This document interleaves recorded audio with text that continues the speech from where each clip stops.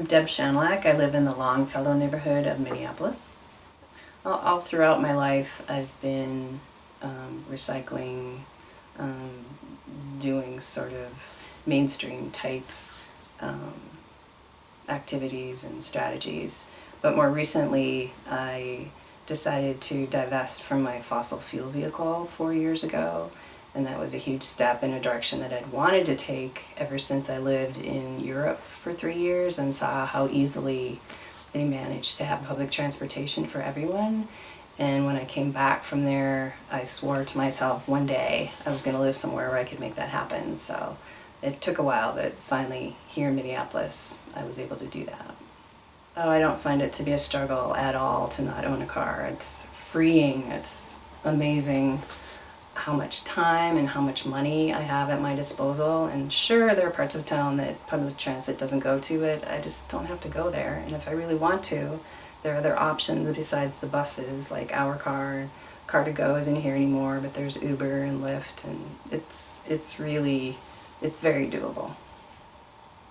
So one of the things that I enjoy the most about using public transportation is the decompression time that I get coming home from work, and also going there in the morning. Sometimes I joke that, the bus driver, I just walk on the bus and say, "Home, James," and I don't have to worry about anything.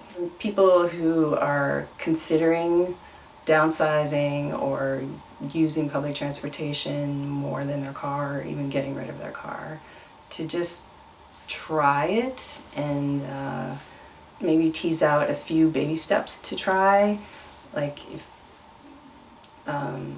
using public transportation for 3 days a week or whatever while you still have your car, just to get into the rhythm and the motion, and you may surprise yourself of how much you enjoy it and how much you really don't want to have to deal with your car, parking, all that hassle.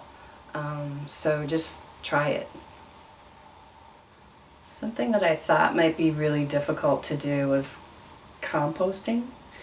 And this is when I lived in an apartment, and once I figured out that, I don't have to have a bucket of worms growing under my sink. I could just keep it in my freezer, and then whenever it was convenient for me to go drop it off someplace that was really close to where I was living, then it was a no-brainer. And most things are like that. You just have to try it once or twice, and then it's very doable. I think you just cross a line in your head that it's that important to you, and once you understand or have a connection with the planet or the water or some element of nature, once that happens, then you really don't have any choice. And most changes that anybody makes on any topic, it comes from inside first and then manifests outside. So I think unless you do cross that line in your head, you don't really have a fundamental enough reason or a big enough why to do something.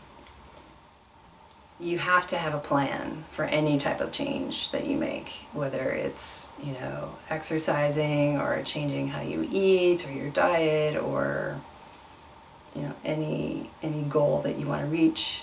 Unless you have a plan in place for the very, very basics, like for exercising, to put your exercise clothes out the night before, it's more likely that you're going to change into them and go out and do what you said you were going to do. So I first changed the way that I ate probably 15 years ago now, and at that point went to mostly organic, and I've been a vegan for a while, and I'm kind of more just, I need to know where my food comes from. So making a plan, it doesn't have to be complicated. Make it as simple as possible, because otherwise you're not going to do it. Mostly what I eat is produce, mostly vegetables, and at some point on the weekend I'll purchase what I need for the week and make a big batch of something. It usually involves just putting a bunch of stuff in a pot and cooking it, and then maybe making some pasta or some quinoa or something, or rice to go with it, and portion it out for the week. And I'll do maybe the same thing for evenings. I live close enough to Seward Co-op, I can go to the hot bar I feel good about doing that. I know where that food comes from, and so yeah, it's consciously making choices and fitting it into your day. There's lots of things that I don't do that give me time, like, you know, taking care of a car or watching television, or lots of things that seem to get in some people's way. And again, just try it and see how it works. I live in a house with 3 other people that I'm not related to. And living with people who are making the same kinds of choices that you are is part of that more satisfying lifestyle factor. And with changes that are going to be coming up, whenever they start showing up, we don't know, but whenever they do, the more experience you have in living and or having to make decisions with other people, the more smooth that process is going to be. Well, being part of a transition group gives you a base or common ground for people who look at things the way you do, so it's a lot easier to maintain the choices that you made and to feel part of something bigger, because if you're only doing it on your own, it feels like, oh, what difference am I going to make? So if you can find a group like Transition, it's a much more satisfying experience to be part of.